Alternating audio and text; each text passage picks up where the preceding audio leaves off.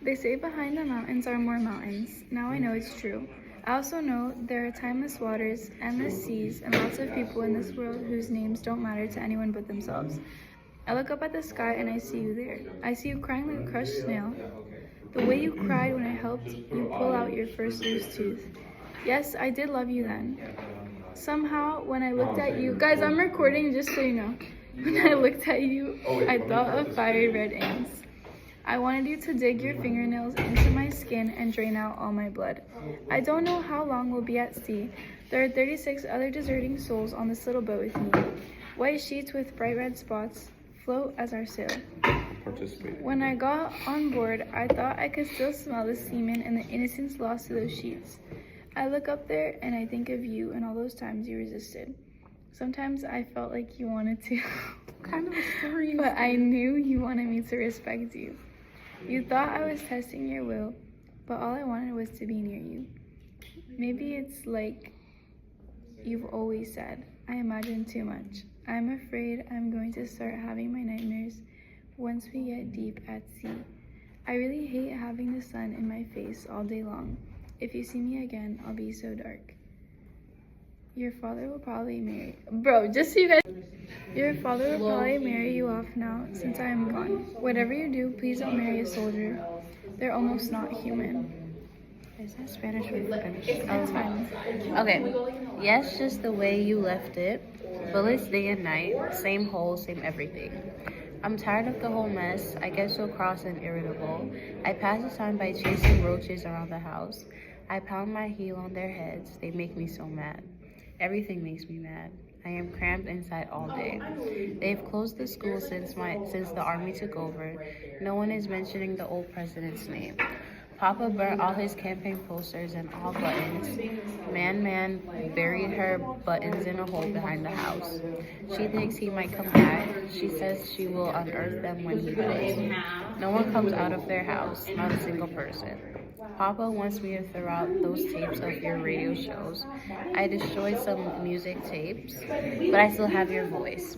I thank God you got out when you did. All the other Youth Federation members have disappeared. No one has heard from them.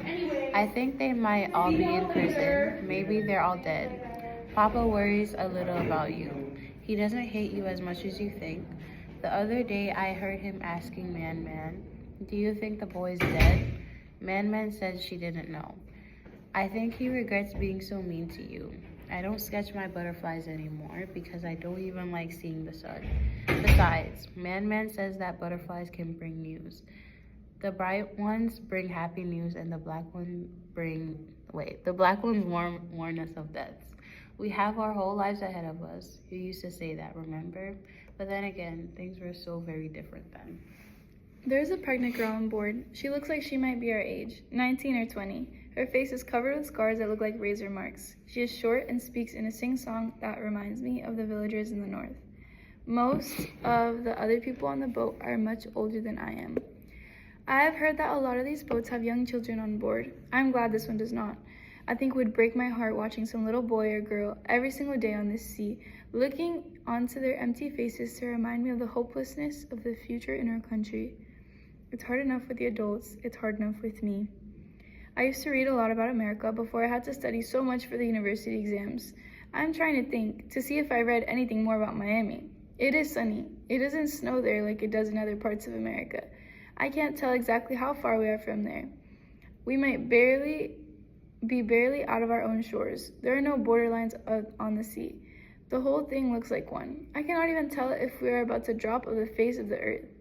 Maybe the world is flat and we are going to find out, like the navigators of old. As you know, I'm not very religious. Still, I pray every night that we won't hit a storm. When I do manage to sleep, I dream that we are caught in one hurricane after another. I dream that the winds come of the sky and claim us for the sea. We go under and no one hears from us again. I am more comfortable now with the idea of dying. Not that I have completely accepted it, but I know that it might happen. Don't be mistaken, I really do not want to be a martyr.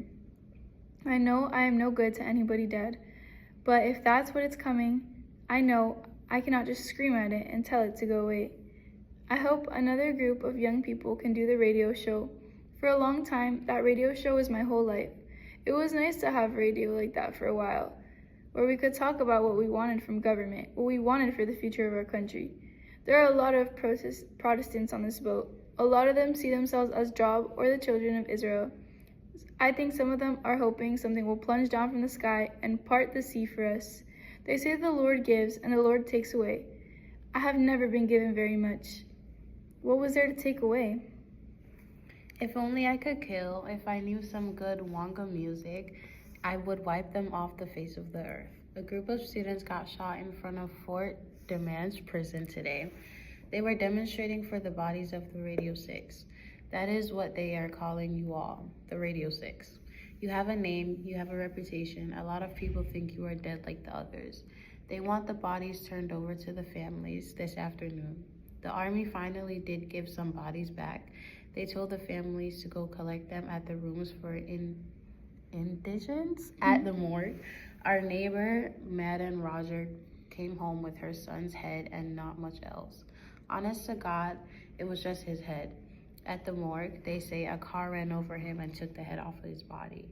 When Madame Roger went to the morgue, they gave her the head. By the time we saw her, she had been carrying the head all over Port-au-Prince, just to show what's been done to her son. The McCelts by the house were laughing at her. They asked if that was her dinner. It took 10 people to hold her back from jumping on them. They would have killed her. The dogs, I will never go outside again, not even in the yard to breathe the air. They are always watching you, like vultures. At night, I can't sleep. I count the bullets in the dark. I keep wondering if it is true. Did you really get out? I wish there was some way I could be sure that you really went away. Yes, I will. I will keep writing like we promised to do. I hate it, but I will keep writing. You keep writing too, okay? And when we see each other again, it will seem like we lost no time. Today was our first real day at sea. Everyone was vomiting with each small rocking off the boat. The faces around me are showing their first charcoal layer of sunburn. Now we will never be mistaken for Cubans, one man said, even though some of the Cubans are black too. The man said he was once on a boat with a group of Cubans. His boat had stopped to pick up the Cubans on an island off of the Bahamas. When the Coast Guard came for them, they took the Cubans to Miami and sent him back to Haiti. Now, he was back on the boat with some papers and documents to show the police in Haiti were after him. He had a broken leg too, in case there was any doubt. One old lady fainted from sunstroke. I helped revive her by rubbing some of the salt water on her lips. During the day, it can be so hot. At night, it is so cold. Since there are no mirrors, we look at each other's faces just to see how frail and sick we are starting to look. Some of the women sing and tell stories to each other to appease the vomiting. Still, I watch the sea. At night, the sky and the sea are one. The stars look so huge and so close. They make for very bright reflections in the sea. At times, I feel like I can just reach out and pull a star down from the sky as though it is a breadfruit or a calabash or something that could be of use to us on this journey. When we sing, "Beloved Haiti, there is no place like you. I had to leave you before I could understand you," some of the women start crying. At times, I just want to stop in the middle of the song and cry myself. To hide my tears, I pretend like I'm getting another attack of nausea from the sea smell. I no longer join the singing. You probably do not know much about this because you have always been so closely watched by your father in that well-guarded house with your genteel mother. No, I am not making fun of you for this. If anything, I am jealous. If I was a girl, maybe I would have been at home and not out pot licking and getting myself into something like this. Once you have been at sea for a couple of days, it smells like every fish you have ever eaten, every crab you have ever caught, every jellyfish that has ever bitten your leg. I'm so tired of the smell. I'm also tired of the way people on this boat are starting to sink. The pregnant girl, Cillian, I don't know how she takes it. She stares into space all the time and rubs her stomach. I have never seen her eat. Sometimes the other women offer her a piece of bread and she takes it, but she has no food of her own. I cannot help feeling like she will have this child as soon as she gets hungry enough. She woke up screaming the other night. I thought she had a stomach ache. Some water started coming onto the boat on the spot where she was sleeping. There's a crack at the bottom of the boat that looks as though if it gets any bigger, it will split the boat in two. The captain cleared us aside and used some tar to clog up the hole. Everyone started asking him if it was okay, if they were going to be okay. He said he hoped the Coast Guard would find us soon. You can't really go to sleep after that. So we all stared at the tar by the moonlight. We did this until dawn. I cannot help but wonder how long this tar will hold out. Papa found our tapes. He started yelling at me, asking if I was crazy keeping them. He's just waiting for the gasoline ban to be lifted so we can get out of the city. He is always pestering me these days because he cannot go out driving his van. All the American factories are closed. He kept yelling at me about the tapes. He called me selfish, and he asked if I hadn't seen or heard what was happening to man-crazy whores like me. I shouted that I wasn't a whore. He had no business calling me that. He pushed me against the wall for disrespecting him. He spat in my face. I wish those were Macouts would kill him. I wish he would catch a bullet so we could see how scared he really is. He said to me, I didn't send your stupid troublemaker away. I started yelling at him. Yes, you did. Yes, you did. Yes, you did. You pig peasant. I don't know why I said that. He slapped me and kept slapping me really hard until men came and grabbed me away from him. I wish one of those bullets would hit me. The tar is holding up so far. 2 days and no more leaks. Yes, I am finally an African. I am even darker than your father. I wanted to buy a straw hat from one of the ladies, but she would not sell it to me for the last 2 gourds I have left in change. Do you think your money is worth anything to me here? She asked me. Sometimes I forget where I am. If I keep daydreaming like I have been doing, I will walk off to the boat to go for a stroll. The other night I dreamt that I died and went to heaven. This heaven was nothing like I expected. It was at the bottom of the sea.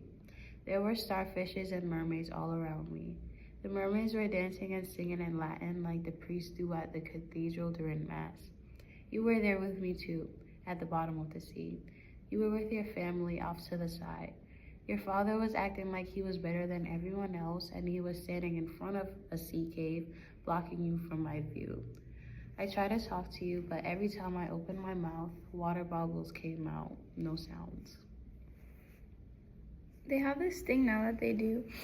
If they come into a house and there is a son and mother there, they hold a gun to their heads. They make the son sleep with his mother.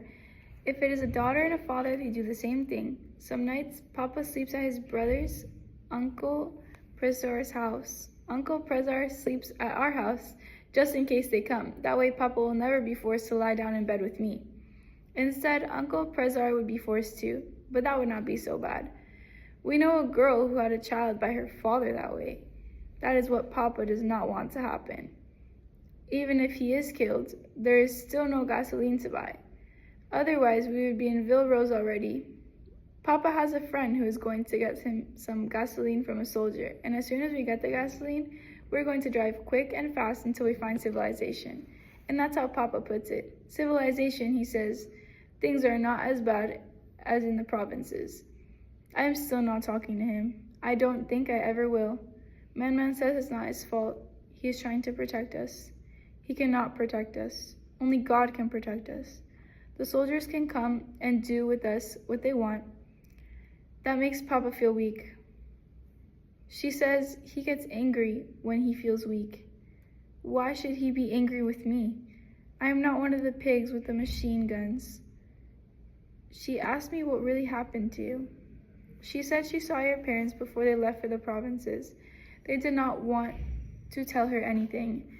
I told her you took a boat after they raided the radio station. You escaped and took a boat to heaven knows where. She said she was going to make a good man, that boy. Sharp like a needle point. That boy, he took the university exams a year before everyone else in this area. Man has respect for people with ambitions. She said Papa did not want you for me because it did not seem as though you were going to do any better for me than he and Man could. He wants me to find a man who will do me some good. Someone who will just make sure that I have more than I have now. It is not enough for a girl to just be pretty anymore. We are not that well connected in society. The kind of man that Papa wants for me would never have anything to do with me. All anyone can hope for is just a tiny bit of love, Man says. Like a drop in a cup if you can get it, or a waterfall, a flood if you can get that too. We do not have All that many high-up connections, she says. But you are an educated girl. What she counts for educated is not much to anyone, but us anyway. They should be announcing the university exams on the radio next week. Then I will know if you pass. I will listen for your name. We spent most of yesterday telling stories. Someone says Kirk or Crick, you answer crack, and they say, I have many stories I could tell you, and then they go on and tell these stories to you, but mostly to themselves. Sometimes it feels like we have been at sea longer than the many years that I have been on this earth. The sun comes up and goes down. That is how you know it has been a whole day. I feel like we are sailing for Africa. Maybe we'll go to Guinan to live with the spirits, to be with everyone who has come and has died before us. They would probably turn us away from there too. Someone has a transistor, and sometimes we listen to the radio from the Bahamas. They treat Haitians like dogs in the Bahamas, a woman says. To them, we are not human. Even though their music sounds like ours, their people look like ours, even though we had the same African fathers who had probably crossed these same seas together. Do you want to know how people go to the bathroom on the boat? Probably the same way they did on those slave ships years ago. They set aside a little corner for that. When I have to pee, I just pull it, lean over the rail, and do it very quickly. When I have to do the other thing, I rip a piece of something, squat down, and do it, and throw the waste in the sea. I am always embarrassed by the smell. It is so demeaning having to squat in front of so many people. People turn away, but not always. At times, I wonder if there is really land on the other side of the sea. Maybe the sea is endless, like my love for you. Aww. I still don't understand what they're saying. Really? I feel like there's so much. There is. You want to read this or you want me to read it? Whatever you want. Okay, I'll read it. Last night, they came to Madame Rogers' house. Papa hurried inside as soon as Madame Rogers' screaming started. The soldiers were looking for her son. Madame Roger was screaming, "You killed him already. We buried his head. You can't kill him twice." They were shouting at her. "Do you belong to the Youth Federation with those vagabonds who were on the radio?" She was yelling. "Do I look like a youth to you? Can you identify your son's other associates?" They asked her. Papa had us tiptoe from the house into the latrine out back. We could hear it all from there. I thought I was going to choke on the smell of rotting poo-poo. They kept shouting at man Roger. "Did your son belong to the Youth Federation? Wasn't he on the radio talking about the police? Did he say, 'Down with Tonton Macoots'? Did he say, 'Down with the army'? He said that the military had to go. Didn't he write slogans? He had meetings, didn't he? He demonstrated on the streets. You should have advised him better." She cursed on their mothers' graves. She just came out and shouted it. "I hope your mothers will never rest in their cursed graves." She was just shouting it out. "You killed him once already. You want to kill me too? Go ahead, I don't care anymore. I'm dead already. You have already done the worst to me that you can do. You have killed my soul." They kept at it, asking her questions at the top of their voices. "Was your son a traitor? Tell me all the names of his friends who were traitors just like him." Madame Roger finally shouts, "Yes, he was one. He belonged to that group. He was on the radio. He was on the streets at those demonstrations." Oh, wow. "He hated you like I hate you criminals. You killed him." They started to pound at her. You can hear it. You can hear the guns coming down on her head. It sounds like they're cracking all the bones in her body. Man whispers to Papa, "You can't just let them kill her. Go and give them some money like you gave them for your daughter."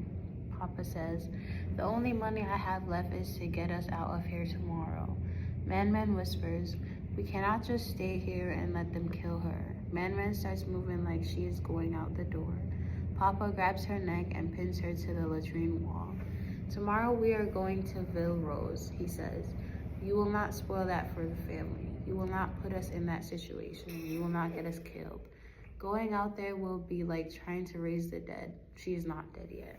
Man says, "Maybe we can help her. I will make you stay if I have to. He says to her.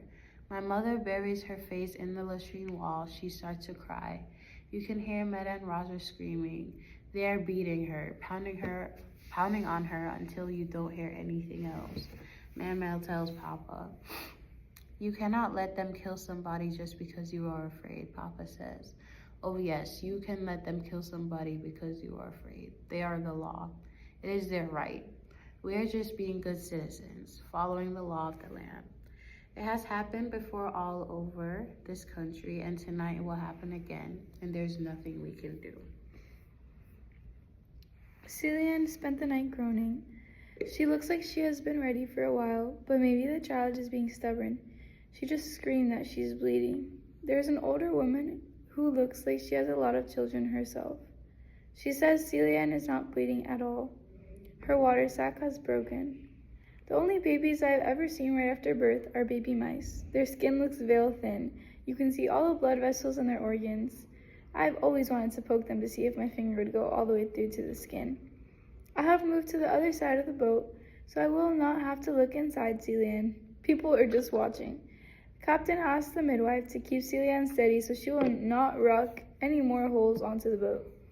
Now, we have 3 cracks covered with tar. I'm scared to think of what would happen if we had to choose amongst ourselves who would stay on the boat and who should die. Given the choice to make a decision like that, we would all act like vultures, including me. The sun will set soon. Someone says that this child would be just another pair of hungry lips. At least it will have its mother's breast, says an old man. Everyone will eat their last scraps of food today. There is a rumor that the old president is coming back. There is a whole bunch of people going to the airport to meet him. Papa says we are not going to stay in Port-au-Prince to find out if this is true or if it is a lie. They are selling gasoline at the market again. The carnival groups have taken to the streets. We are heading the other way to Ville Rose. Maybe there I'll be able to sleep at night. It's not going to turn out well with the old president coming back, Man now says. People are just too hopeful, and sometimes hope is the biggest weapon of all to use against us. People will believe anything. They will claim to see the Christ return and march on the cross backwards if there is enough hope. Man told Papa that you took the boat.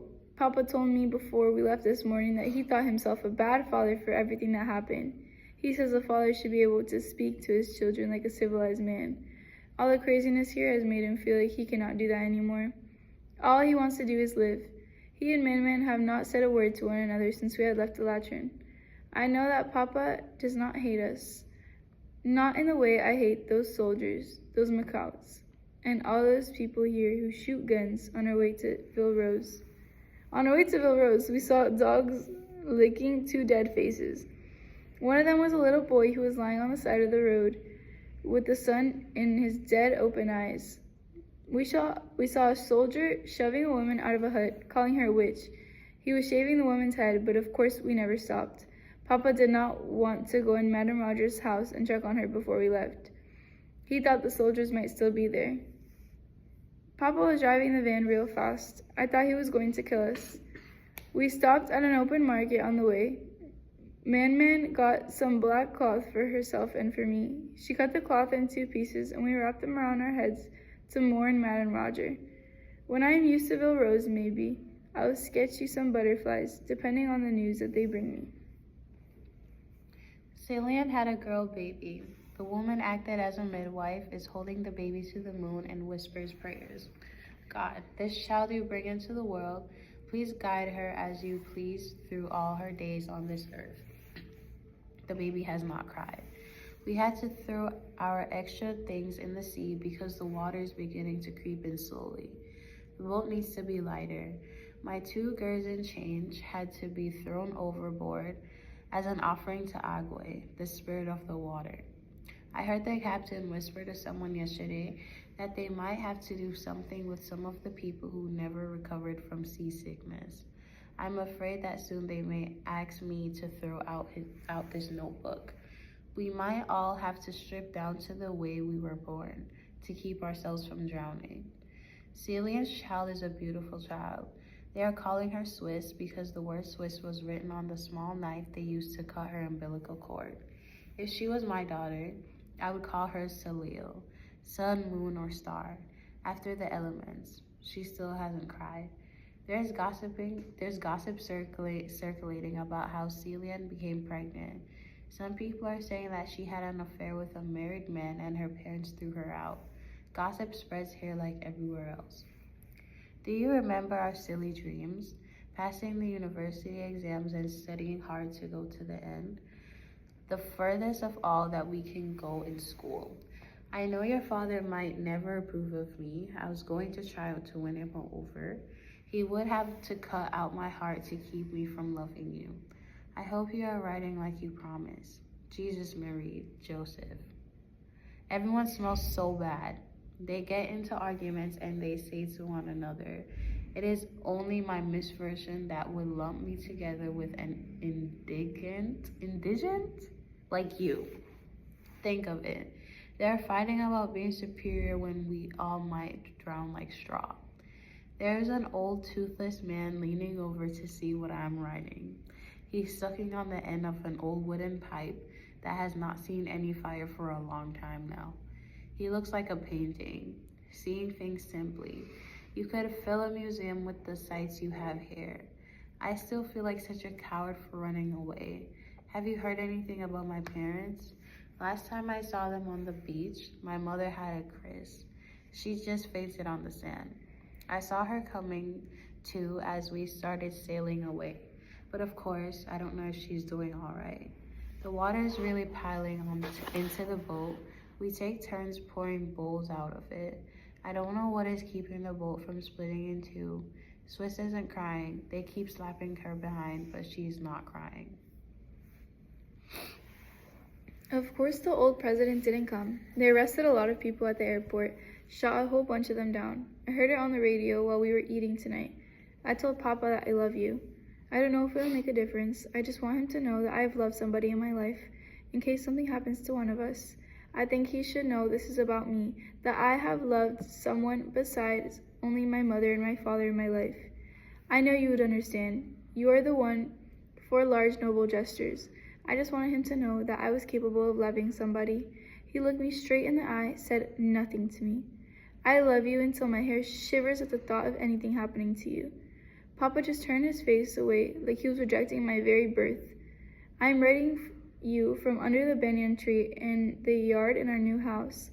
There are only 2 rooms and a tin roof that makes music when it rains, especially when there is hail, which falls like angry tears from heaven. There is a stream down the hill from a house, a stream that is too shallow for me to drown myself. Man and I spent a lot of time talking under the banyan tree. She told me today that sometimes you have to choose between your father and the man you love. Her whole family did not want her to marry Papa because he was a gardener from Ville Rose and her family was from the city. Some of them had even gone to university.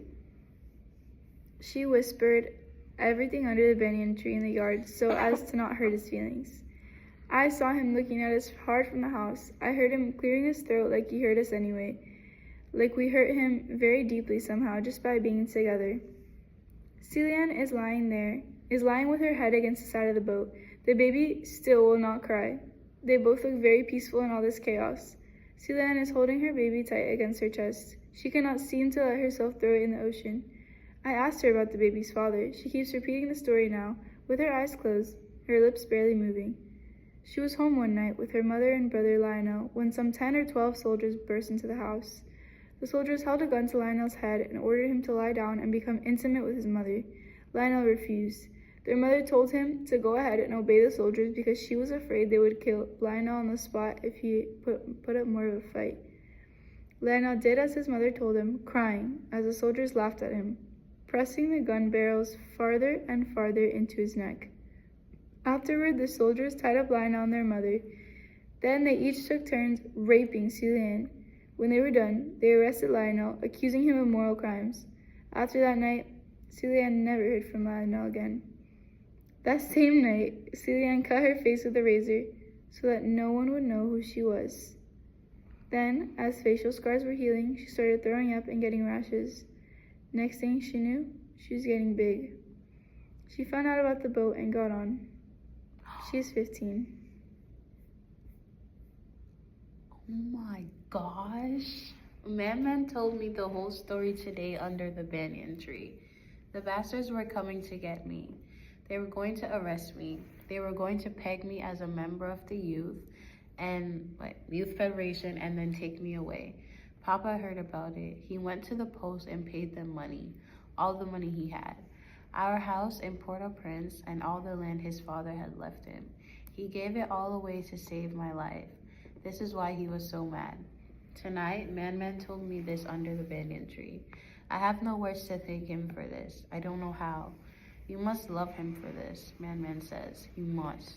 It is something you can never forget, the sacrifice he has made. I cannot bring myself to say thank you. Now he is more than my father. He is a man who gave everything he had to save my life. On the radio tonight, they read the list of names of people who passed the university exams. You passed. We got some relief from the seawater coming in.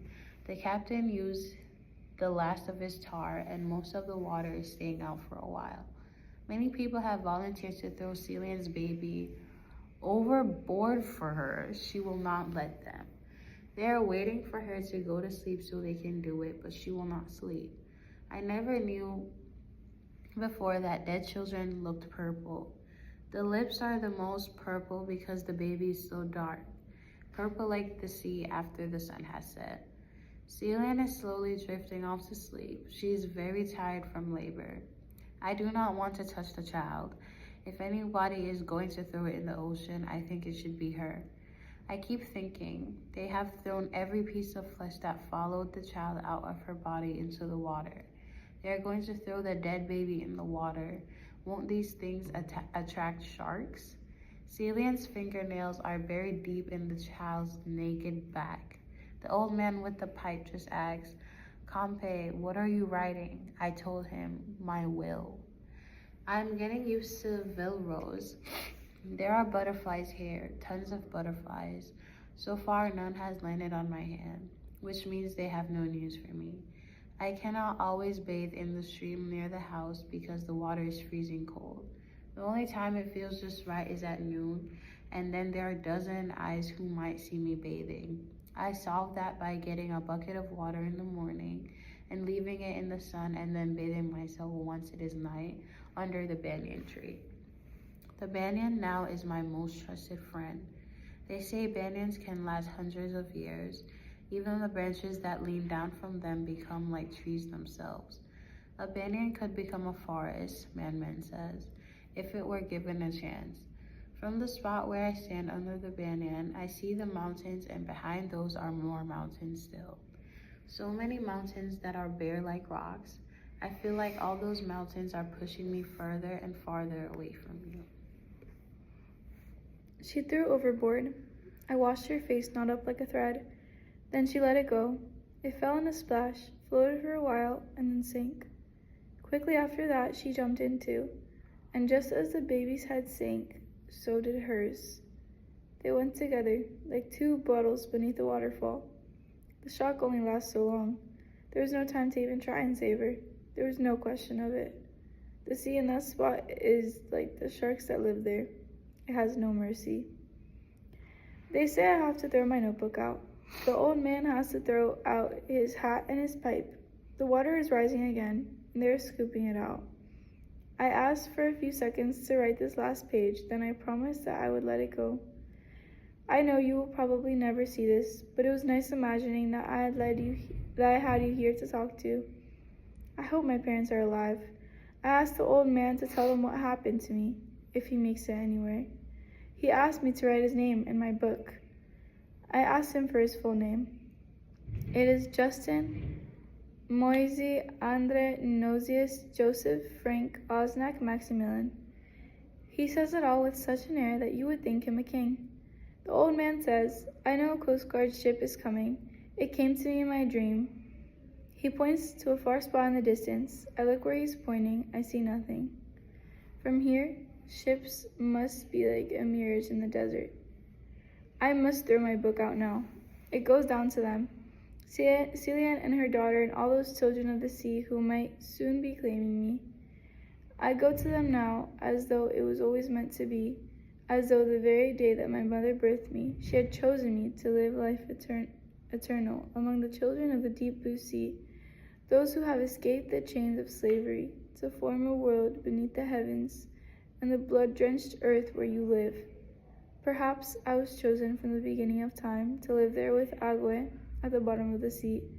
Maybe this is why I dreamed of the starfish and the mermaids having the Catholic Mass under the sea. Maybe this was my invitation to go. In any case, I know that my memory of you will live even there as I too become a child of the sea. Today I said thank you. I said thank you, Papa, because you saved my life. He groaned and just touched my shoulder, moving his hand quickly away like a butterfly. And then there it was, the black butterfly floating around us. I began to run and run so it wouldn't land on me, but it had already carried its news. I know what must have happened. Tonight I listened to Man Man's transistor under the banyan tree.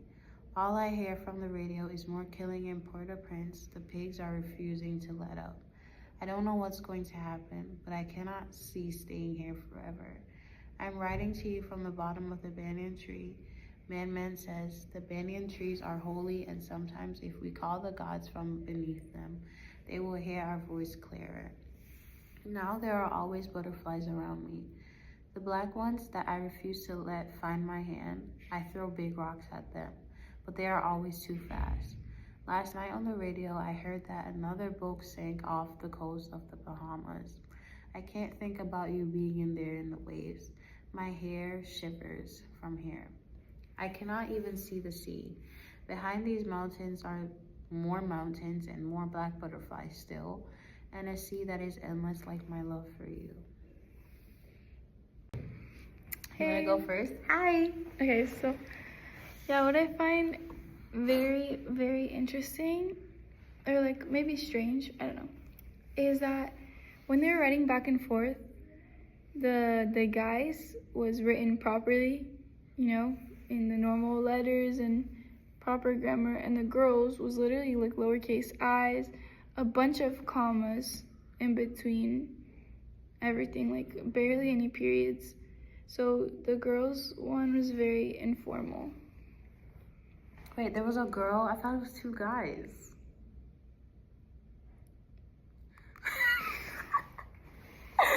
What I found, Well, you're probably, I don't know, I forget. I don't know. But I don't know. I don't know if it's like, okay, strange for sure is when she talked about the whole semen thing in the beginning of the story. Yeah. I didn't even get that. Yeah, I don't know why she said that. But what I find interesting is how spiritually tied the whole like story is, where they talk about, you know, life being in the sea and how you can go to Agwe. I like that it's spiritual and stuff, so that's why I find it interesting. What's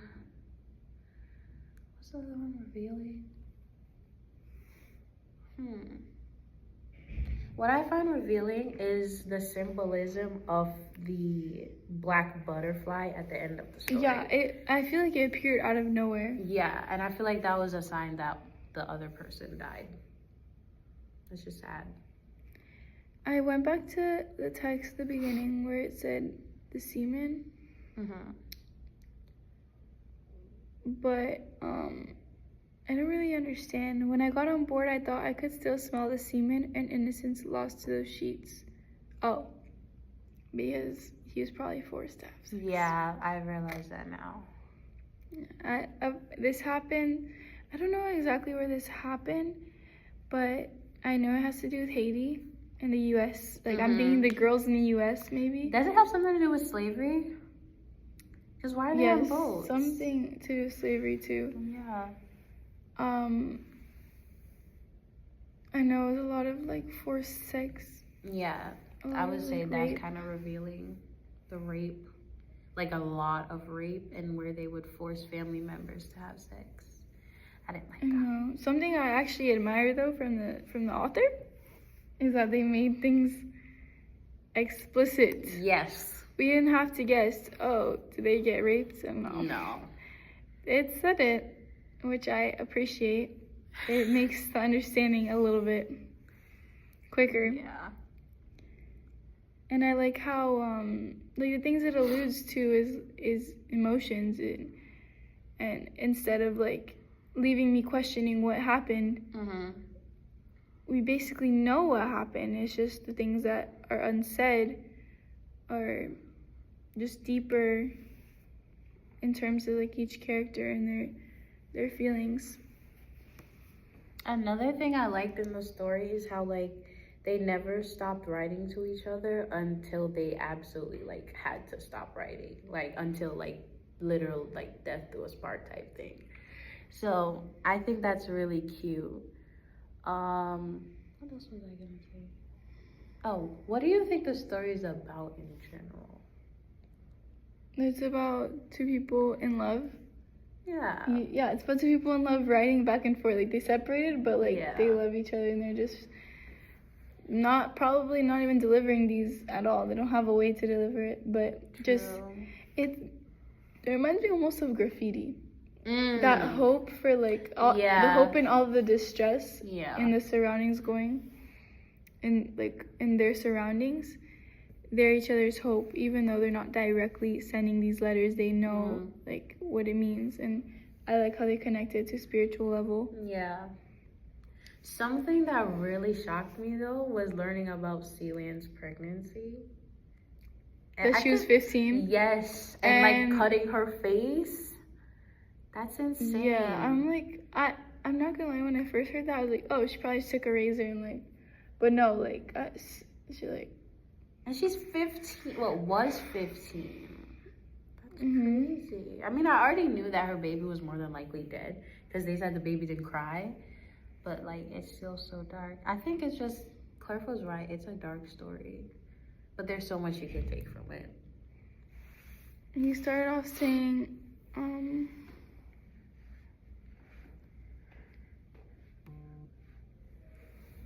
I see you crying like a crushed snail, the way you cried when I helped you pull out your first loose tooth. Yes, I did love you then. So I think that the guy, because they're either two guys or a girl and a guy, which I thought it was a girl and a guy. Yeah.